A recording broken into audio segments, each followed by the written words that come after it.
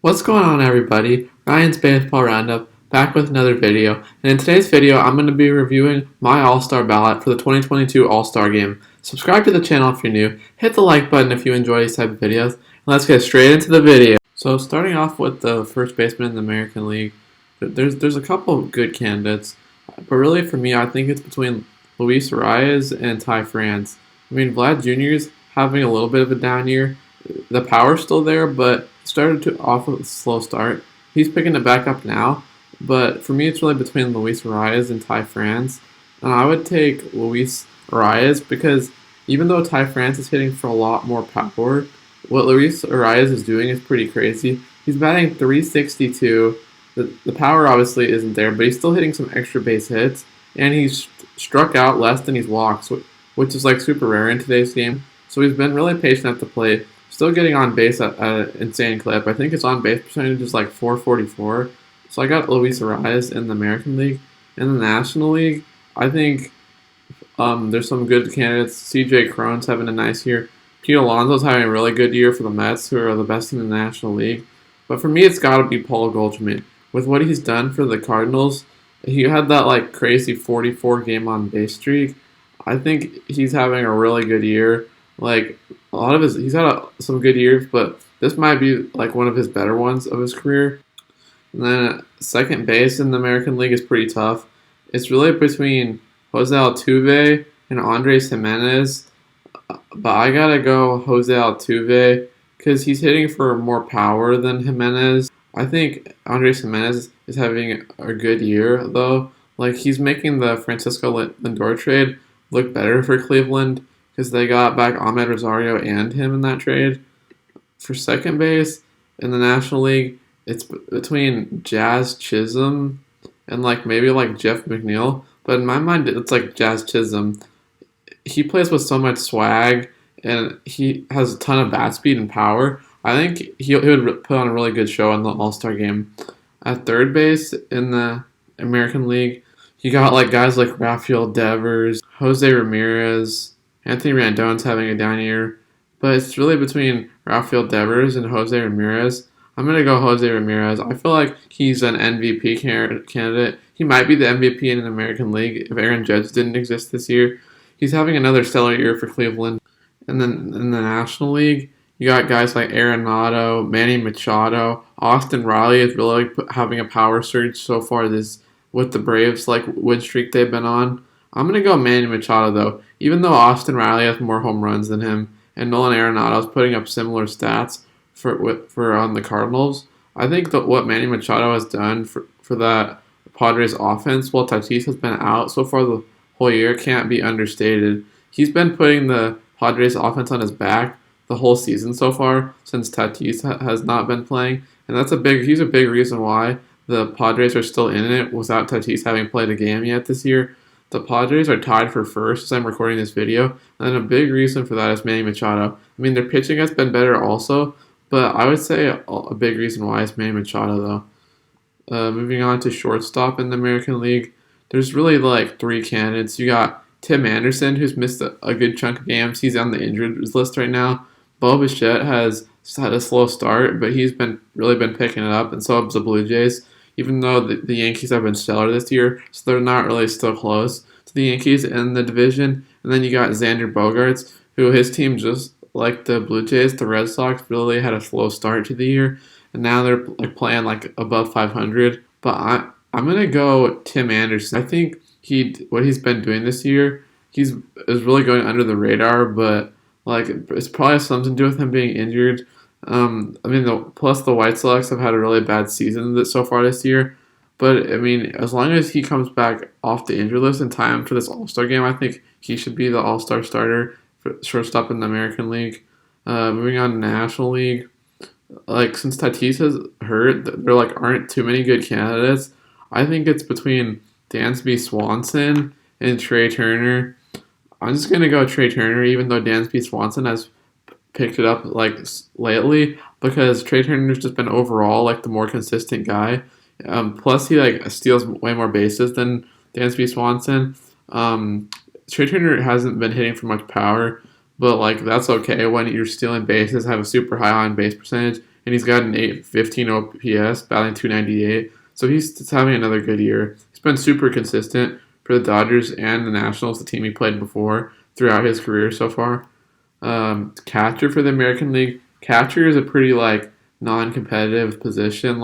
There's not too many guys who are having good years. You look at guys like Yasmani Grandal, who usually has a good year. Sean Murphy struggling. Salvador Perez. There's really not too many good options. So I'm gonna go Alejandro Kirk. This guy, even though he has an unusual body frame for a catcher, he's definitely on the heftier side for a catcher. He's been super good for the Blue Jays this year. Him, Vlad Jr., Bichette, Springer, they've all been big reasons why the Blue Jays have been doing good so far this year. But there's not too many good catcher options. Jose Trevino has been putting up good stats for the Yankees, but I'm going to go Alejandro Kirk. I really like what he's been doing for the Blue Jays, the young Blue Jays team. And then the National League, this one's maybe the easiest pick of the whole video. I'm going to go Wilson Contreras. He's been hitting for a lot of power for the Cubs. He's been raking. I think he could get traded because, as you can see, there hasn't been much catcher production for even a lot of the good teams who are contenders this year. So he definitely could be a trade piece come towards the trade deadline. But yeah, he's just hitting for way more power, and he's having a really good season. He's always had a good arm and played pretty good defense. But also Tyler Stevenson was having a really good year, but he's had a couple concussions, and I think he just broke his thumb. So it was a no-brainer for Wilson Contreras. Moving on to outfield, there's a lot of good outfielders because there's 3 spots. But the first one that pops up to mind, Aaron Judge. This man's having an MVP type year for the Yankees. The Yankees have the best record in baseball so far up to this point. They're the first team to 40 wins. I had them going in 4th place. Not a good look right now. But anyways, Aaron Judge's been killing it. He's always been that guy where you're if he can just stay healthy for a full season, he can put up crazy stats. And so far this year, he has been putting up crazy stats. He's batting .318, 24 home runs, which is the most in baseball. And he's really leading the charge in a Yankees team that's looking to possibly be the best team in baseball this year. They are so far. And they're looking to make a deep playoff push, which they haven't done in a couple of years. But he's definitely the front runner for MVP so far. He has a 1,077 OPS, which is just crazy. And then for the second outfield spot, but I think Mike Trout's going to be the second one. Mike Trout, with his injuries the last couple of years before this year, a lot of people were questioning if he's still the top player in baseball. People were saying maybe Juan Soto's number 1 and he's down to number 2, or maybe Ohtani. But Mike Trout has really showed that he's back this year and he's still the best player in baseball. He's putting up typical Mike Trout stats: 293 average, 16 home runs, 34 RBIs, 1,026 OPS. He had that 0 for 23 slump. Well, he's Mike Trout. He's going to get out of that slump. So ever since then, he's been good for the Angels.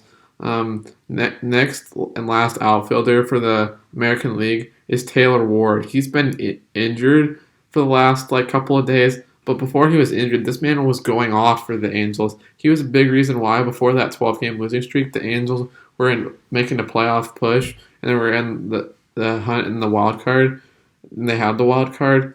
He pretty much came out of nowhere. I hadn't even heard of them up until this year, but yeah, he's batting .333 with 10 home runs, 26 RBIs, and 1,087 OPS.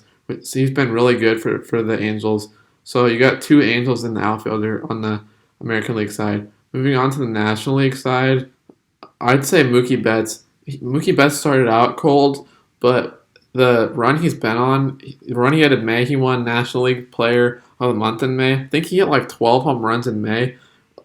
Last year, he wasn't hitting for as much power, but he already is on pace to shatter how many home runs he had last year compared to this year. So he's been playing really good defense in right field as always, and the power has really come back for him. So Mookie Betts in right field is what I got.